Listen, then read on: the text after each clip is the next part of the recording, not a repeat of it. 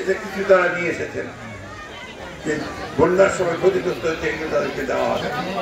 কিছু টিনের ব্যবস্থা করেছেন যে ঘর পড়ে গিয়েছে সেই টিনগুলো দেওয়া হবে। এইভাবে আমরা বিরোধী দলের থেকেও শত নির্যাতনের মধ্যেও আমরা কিন্তু চেষ্টা করছি আপনাদের পাশে। আল্লাহর কাছে হাজার শুকরিয়া, আল্লাহ মেহেরবান। এইখানে এতদিন ধরে যারা আপনাদের অত্যাচার করেছে, নির্যাতন করেছে, আওয়ামী লীগের সেই দস্যুরা আজকে পালিয়ে গেছে, তাই না? কে পলাইছে?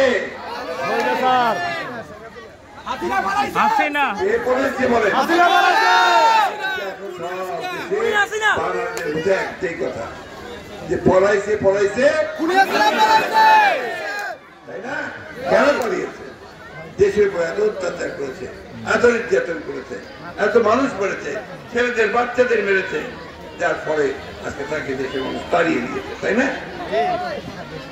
তো আমি বক্তব্য এখন বাড়াবো না, রাজনৈতিক বক্তব্য আমরা জনসভায় দেব।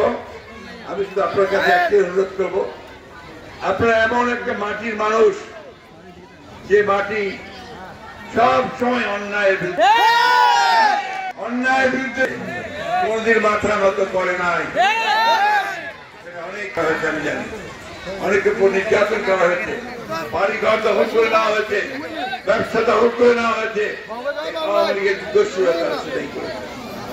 আজকে আমরা সেখান থেকে অশেষ রহমত, আমাদের ছাত্র জনতার উত্থানের মধ্য দিয়ে আমরা সেখান থেকে বেরিয়ে আসি।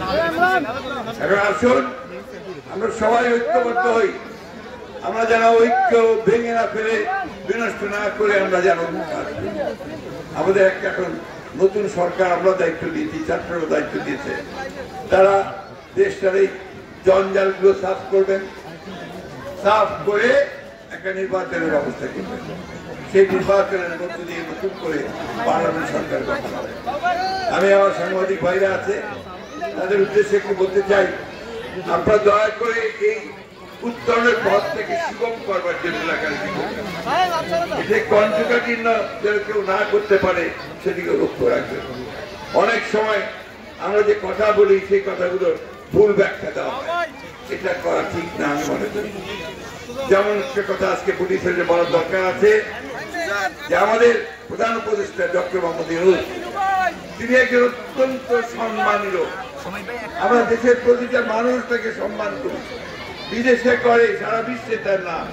তিনি নোবেল পুরস্কার পেয়েছেন, নোবেল পুরস্কার পাওয়ার পর তিনি আমাকে, আমি তখন ম্যাডামের সঙ্গে কাজ করি, সামিউদ্দিন পিএস ছিলেন, আমাদের থেকে বললেন তোমরা ফুলের তোড়া নিয়ে তাকে স্বাগত জানিয়ে আসবে। সেই ছবি এখন আমার কাছে আছে। সেই মানুষকে আমরা দায়িত্ব দিয়েছি এই দেশের জঞ্জাল কম করার জন্য।